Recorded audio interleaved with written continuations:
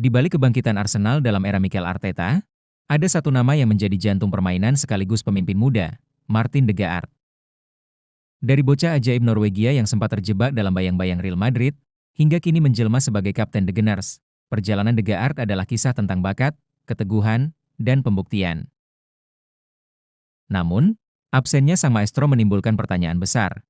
Bisakah Arsenal tetap tangguh tanpa dirinya?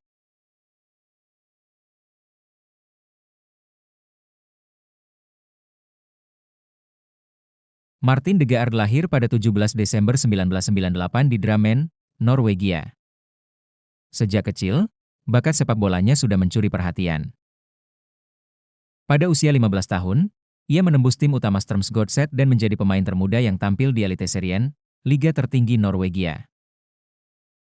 Dengan teknik, visi, dan kecerdasan di atas rata-rata, ia segera dijuluki Messi dari Norwegia.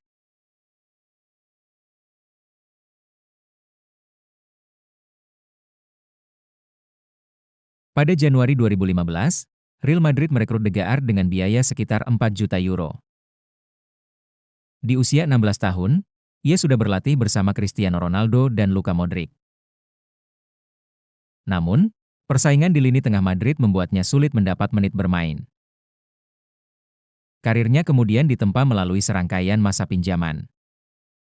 Heerenveen, 2017-2018 ajang adaptasi di Eredivisie Belanda. Vitesse, 2018-2019 mulai bersinar dengan 9 gol dan 12 assist. Real Sociedad, 2019-2020 puncak masa pinjaman, menjadi salah satu gelandang terbaik La Liga dan mengantar Sociedad ke final Copa del Rey. Meski dipanggil kembali ke Madrid pada 2020, ia kembali kesulitan bersaing di tim utama.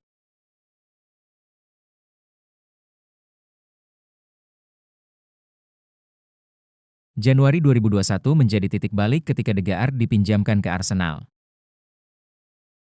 Mikel Arteta segera mempercayainya sebagai pengatur serangan. Penampilan meyakinkan membuat Arsenal merekrutnya secara permanen pada Agustus 2021 seharga 35 juta euro. Di bawah Arteta, De Gaard berkembang pesat.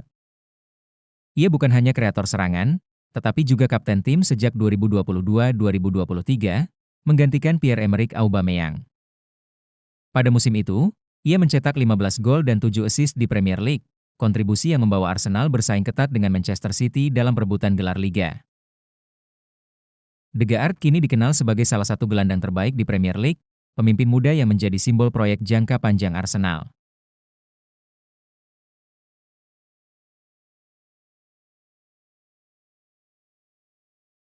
Pada akhir Agustus 2025, De Gaard mengalami cedera bahu saat melawan Leeds.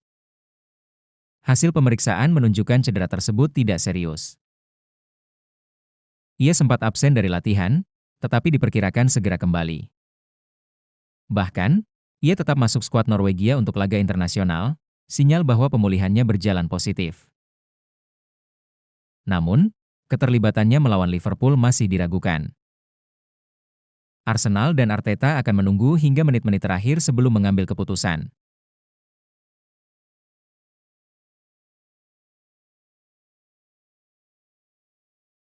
Absennya De Gaard memberi dampak besar.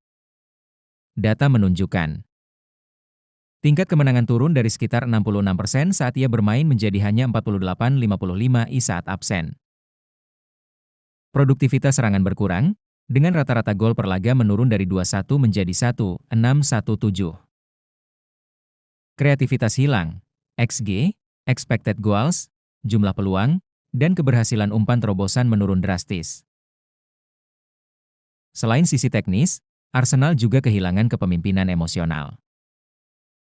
Sebagai kapten, De Gaard bukan hanya mengatur tempo permainan, tapi juga mengangkat semangat tim dalam momen sulit.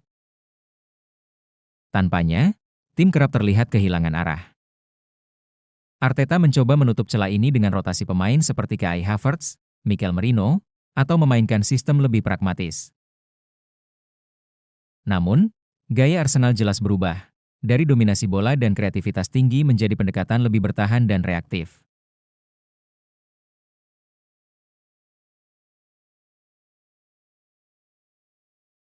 Perjalanan karir Martin de Gaard adalah kisah tentang bakat besar yang sempat tersesat di klub raksasa, namun akhirnya menemukan rumah sejati di Arsenal.